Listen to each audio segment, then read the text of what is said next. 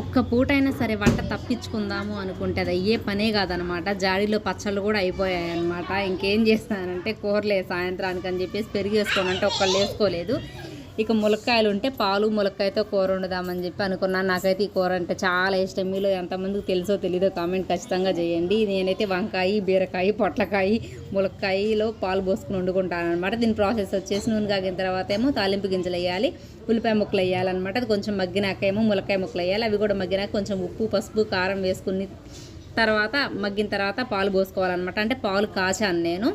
ఇక కాచిన పాలు పోసి కొంచెం నీళ్ళు పోసాను అనమాట. ఇంక ఇది కొంచెం చిక్కబడి అంతవరకు ఉంచుకోవాలి. అలాగే ఉత్తి ఉల్లిపాయలో కూడా పాలు పోసుకుంటాను అనమాట. ఏమీ లేకుండా అంత బాగుండిద్ది. చపాతీల్లోకి అయితే ఇంకా బాగుండిద్ది అనమాట. నాకు అంటే చాలా ఇష్టం ఈ కూర అంటే మాత్రం. ఇక మా పిల్లలు ఇదేంటమ్మా కొత్త కొత్త వంటలన్నీ తెచ్చి మాకు పెడుతున్నావు అన్నారు. ఒకసారి చూడండిరా బాగుండిద్ది అని చెప్పాను. టేస్ట్ అయితే మాత్రం చాలా బాగుండిద్ది. మీలో ఎంతమందికి ఇష్టం ఈ కూర అంటే?